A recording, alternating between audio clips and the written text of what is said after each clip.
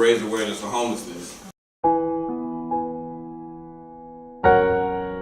The journey was to raise awareness for homelessness. You know what homelessness means? You know what raising awareness is? Anyone understand what raising awareness is? Awareness is knowledge of something. And so as I was trying to raise awareness for homelessness, I was trying to raise the knowledge of homelessness for the rest of the country. And that was the journey.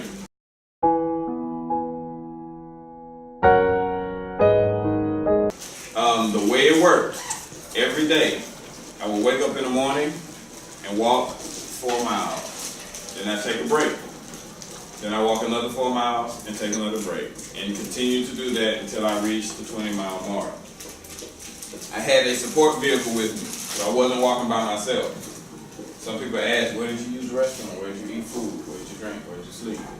I slept, ate, drank, used the restroom most of the time in the support vehicle. It was a big van and a big RV that I would walk next to or walk with and visit with every several hours. Every time I took a break, they'd come meet me. And that was the journey. I walked from here to the next town, and as we reached the next town, we would reach out to the media, do press releases, get newspapers to come out and do an interview. And we strategically placed the interviews at homeless shelters.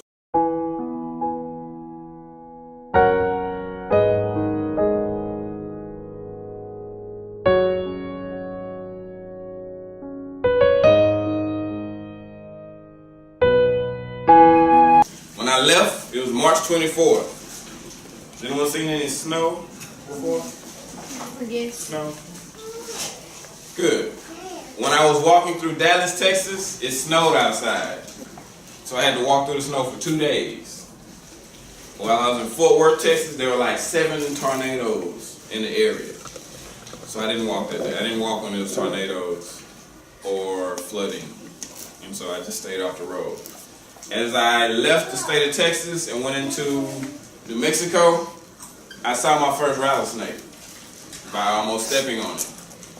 And that was really cool for me because my last name is Rattler, and I think it was cool for me to meet a rattlesnake. Okay, let me tell you. The first day I saw a snake, it was this long. It was in the afternoon, it was maybe 5 or 6 p.m. And it was on the ground, and what I did, I saw it, I was like, man, it's a baby snake. I really don't want to bother it. I don't want to hurt it. It's probably going to be eaten by an eagle or something. So I poked it with my stick. I had a walking stick, just like this. And to make it rattle. And I got that rattling on videotape. The next morning, I was walking through grass this tall. And this is how fast I walked by this time. And it was early in the morning, and one step, I looked down, and about this big around, a snake coiled up. About that fat. And I don't remember what happened. All I remember is stepping out, I saw the snake, and the next thing I remember, I was over here like this. Wow. I moved so fast, I don't even remember. The snake was asleep, thankfully. I didn't step on it, but I did want to poke it with my stick, with my walking stick, just to see what it would do. And so I walked up to the snake and looked at it. Like, nah, I don't know. It is pretty fast. If I wake it up, I might not be able to get away from it in time. So I left and kept walking. 20 feet down the road, I saw another snake. And this was a garter snake.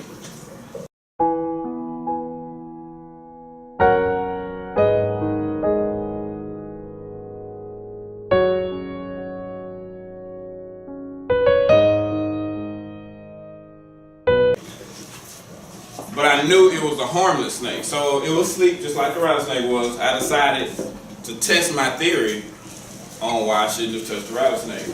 I walked up to the snake, and it was asleep. The coil was about this big around, maybe about that big.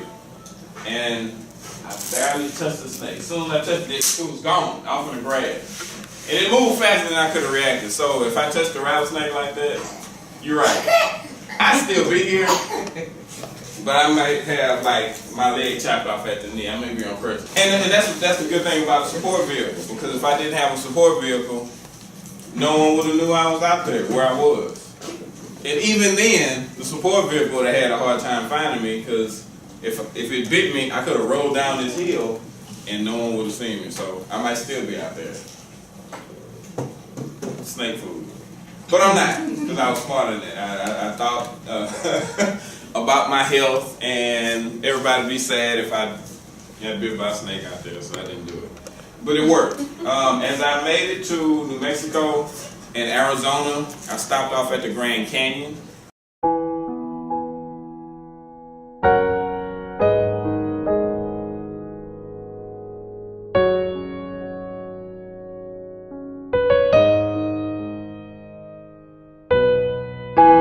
Of it is 8,000 feet up. And the day I got there, I think the temperature was 90 degrees. The bottom of it, you can walk up to the edge of it and look down 5,280 feet. 1 mile, straight down.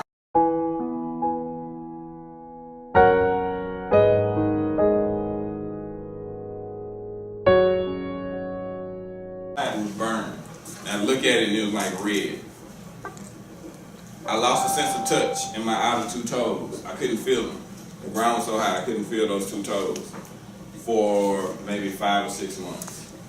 That same day, I pulled a muscle or tore something, a ligament or something, in the instep of my left foot. So every time I picked up my heel, it was like this big stabbing pain in the bottom of my foot.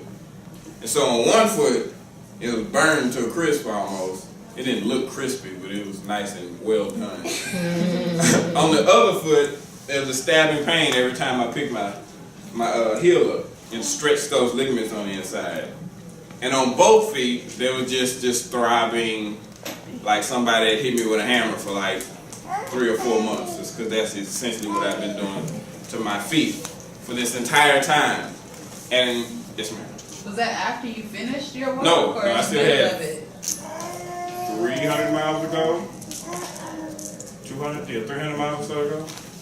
And that's the problem. I was behind schedule in the middle of the desert in the height of the summertime, and I had to walk further and faster than I didn't ever walk before.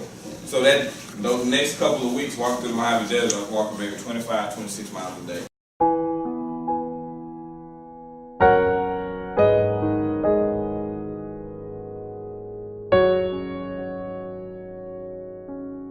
And stepped into the Pacific Ocean.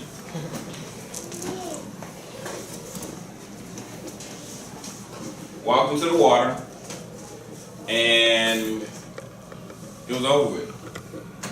I got home, my feet hurt so bad it took maybe a year before I could walk normally again. But that next spring I was back at work. While I was doing this, like I said, I got a lot of media coverage. And what the media did was told the story about the walk. As the media talked about it, people heard about it, and I got awards. People would send me awards. I didn't know you need to come get our volunteer service award, or come to the Rockets game. We're going to see the trophy, and this, that, and the other. And so one day I was at an awards ceremony.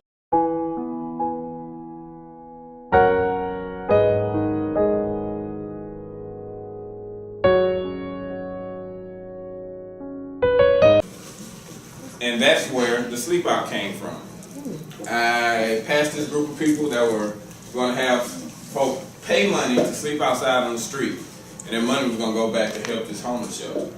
And we started doing something similar in the city of Houston. We started raising money and educating people about homelessness every second Saturday in November. The first 2 years, the sleep out raised, I believe, $110,000 for such homeless services, and after that, it became strictly an awareness event. And so it's been going on for the last 7 years. This will be year number 8, and it's a wonderful experience. It is child friendly as long as there are adults there. So towards the second Saturday in November, everyone will start to hear more about this.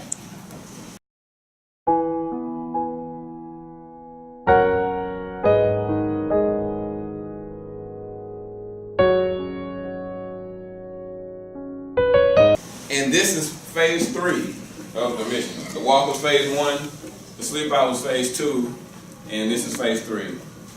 Noah's Walk.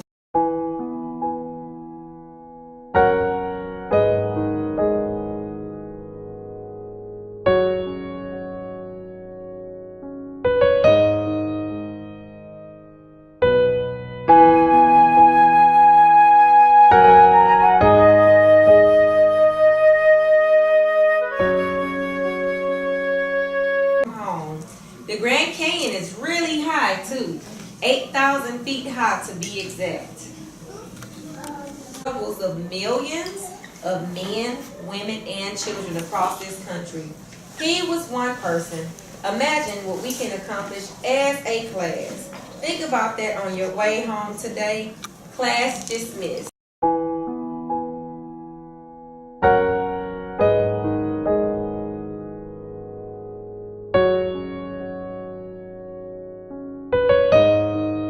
It wasn't just us out there.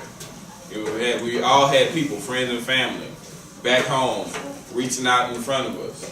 But even aside from that, I'm a firm believer that we are only so much our own.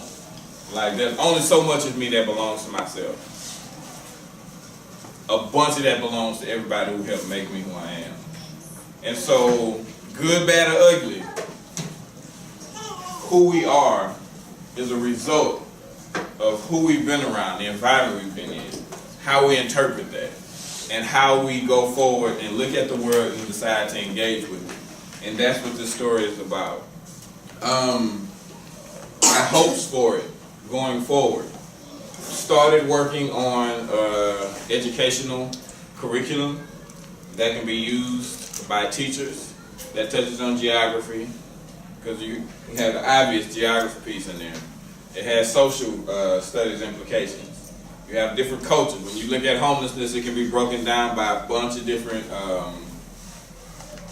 you can look at the demographics several different ways. You can look at it through ethnicity, you can look at it through age, you can look at it through sex, through, I'm gonna say just leave it at ethnicity, or race. I guess you can say race in there. It's kind of an old word, going out of style, I think. But it has a bunch, and you can look at it through the lens of education, the lens of the prison industrial complex, and all of these things play their part in contributing to the homeless population. And so all of those things can be pulled out to teach in social studies lessons. You have a mathematics component that can be brought out of that. How do I know I walked 3,168,000 steps? I didn't count it. It was a best guess based on available information. And that can be used to in a myriad of ways. You can also use it for planning and designing schemes to engage in the community, as well as do just about anything else. Start a business. It's all about you set a goal, come up with recognizable steps to accomplish that goal, and you have to come up with a realistic way to evaluate what you're doing as you go along.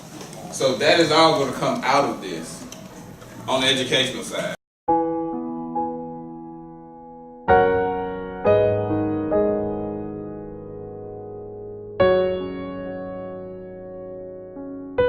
About homelessness, and that's one thing we decided not to be real deep on homelessness, because it's, especially in schools, a lot of kids, some of the kids may be homeless there.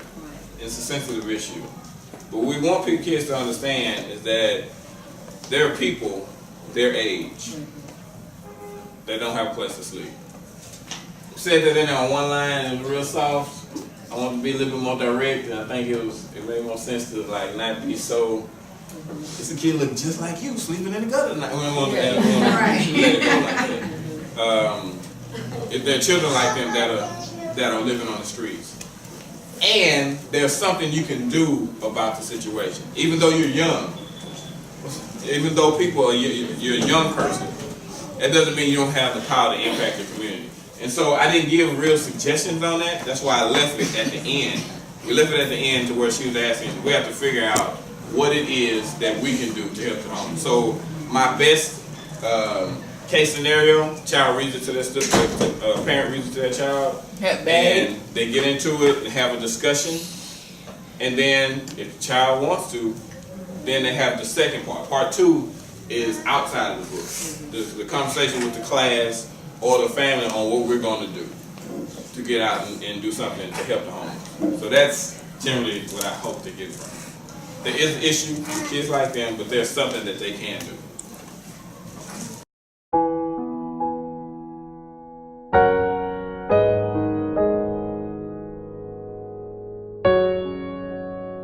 What influenced you? Like, was there something that sparked you? Were you homeless? What sparked you? What this is, I didn't necessarily have the cape on when I was that year, when I was like 3, 4 years old. But as I got older, I started to see the world and form my own perspective of it. And it looked to me like there was a bunch of good stuff going on for some people. There's a bunch of not so good stuff going on for a bunch of other people. And so I was like, you know what? We make spacecraft. We have electricity. We do a bunch of stuff. We can fix. We should be able to do something about this stuff. It looks to me like the problem that we have, a problem that we create. Like you see a problem, you can follow that problem back up to a source. And so I started this long process of trying to figure out basically how to save the world. When I was younger, now I've grown into a much wiser man with a larger appreciation for my limits. Yes. And it's really about what can I do to help make things better. And the answer to that came from trying to figure out what the real problems are. One of those problems I came across, and I realized was a big issue, which was this one problem is a source of other problems, was our inability to deal with mental health. It's so complicated, and we have such a little understanding of the brain, biochemistry, and all this stuff. We're starting to understand a bunch, but we really don't know a lot about what's going on. And it plays itself out in society, in our social structure, in so many different ways. And one of those ways, it can evolve into violent behavior. You have a bunch of people locked up in a pen who would do better if they had mental health services available to them, if they could afford it. And then, on the other hand, it just makes it hard to function in the regularity of society. And so a lot of people wind up on the streets with it. And so I was trying to figure out, like, how does this really work in the real world? I started volunteering at Search, the organization that served the homeless. And once I started volunteering with Search, then I started to learn about how many different ways. So it's not just about mental illness, it's about a bunch of stuff. Healthcare, education, the economy, everything plays into it. Foreign policy, a whole bunch of things play into creating what we know to be the homeless population that we see. And it's much more complicated than I thought. And it was so much more complicated. I'm like, am I insane? Am I the only person who didn't know this? Talk to some folks. No one really understands it unless you really look at it. You really get in there and spend time.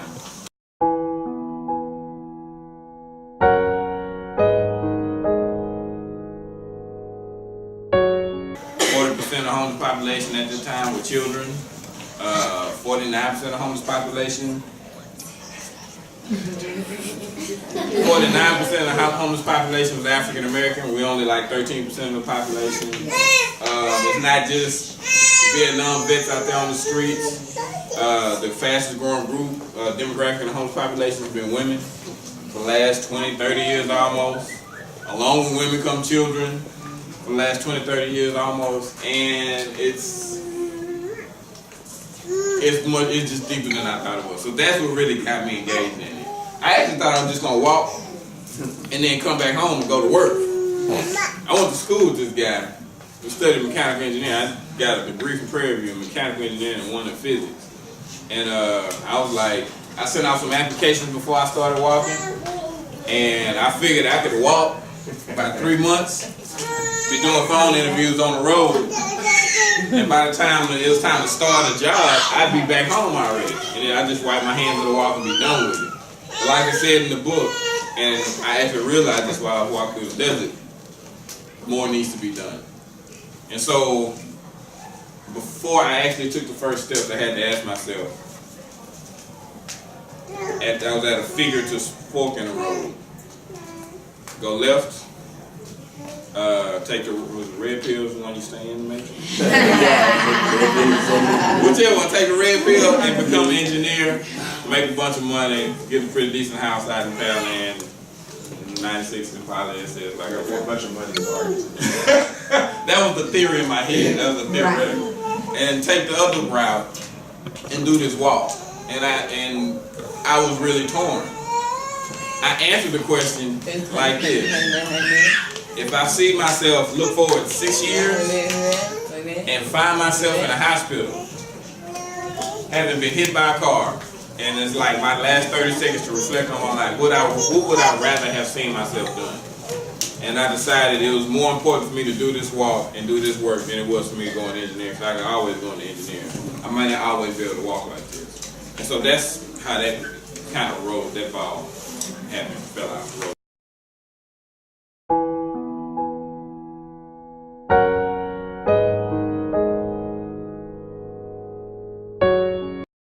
Only 30 were about African American characters that were published. Wow. Now I imagine there were more in the self-published arena. I'm not sure how they counted. I had to really talk to those people who did the study. But the point of it is that there are very few images for children to see of African American men and women doing positive things in the community. In the storytelling genre of the children's book. And that helps define a people's perspective on themselves as they grow. Most of the stories were about white children, the characters, or animals. And I'm not saying there don't need to be white children in stories. I'm not saying there don't need to be animals in stories. There are good ways to tell stories and get information across. But I think with a more diverse field to choose from, it'll benefit everyone. It'll benefit these kids because they can see themselves. It'll benefit kids that don't look like them because they'll be able to see themselves in someone that doesn't look like them. And so this is important work. And I didn't think about all this stuff. When Nekisha came to me last year and asked, Lord, let's do a children's book on a walk, I wasn't thinking about all that. I was really thinking about, you know what? That's much easier than what I'm trying to do. So let's go ahead and do it. I've been writing a book for like the last. I walked in 2007. Since 2007, I've been writing a book. But this book has been written. It happened in like 6-7 months, and now we're into the process of just trying to get the information out. And so that is what I hope to do moving forward. Right now, we've been really getting into schools, trying to get into schools around the testing schedule, which seems to be insane. But we've been working at that. Looking forward to the summer. There are daycare, summer camps, anything where there are children that may be interested in having us come out to talk about it, read the story, talk to them. Churches, mosque, synagogue, volunteer service. Kids get locked up, instead of going to jail, they go do volunteer service. I come out there and talk to them. And it's not just about young kids. I also, outside of the book, I talk to anybody. I can show up at a civic association, everybody in there 80 years old, and I talk to them about it. And I think that helps because it just gives them to show them what we behind them are doing to keep going, to keep the ball rolling that they pass to us. But that is the short and sweet of it.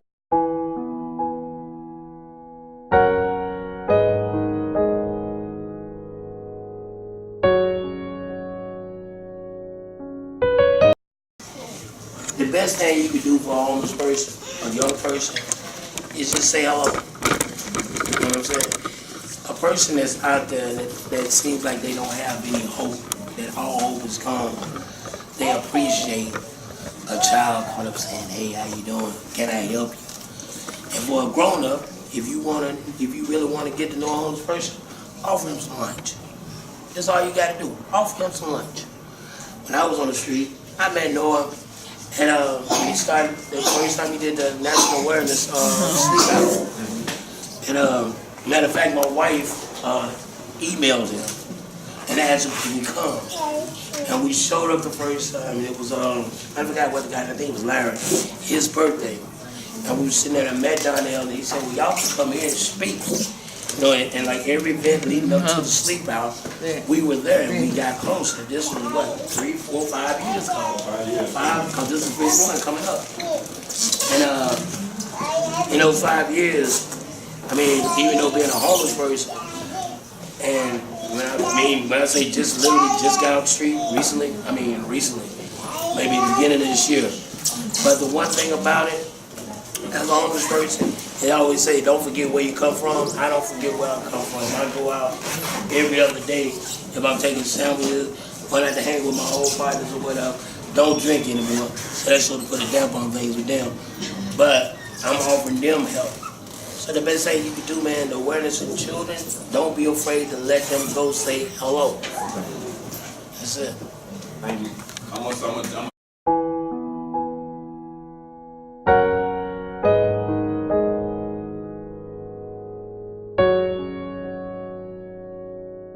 do more than just talk about a guy walking. We wanted to implant an idea in the minds of our future leaders. And that idea is that the individual is powerful. There's something amazing in all of us that no one else has. And that individual, each individual has the power to change the world. But that's not most important. What's most important is what a group of individuals can do when they come together. And so that is the fundamental question of the book. What can we all do? If one person can make a difference, what can we all do together? How much of a difference can we all make if we come together? Noah could not quit because he made a commitment to himself and his community to see this walk through to the end. This commitment helped him push through the pain and heat to walk further and faster than ever before.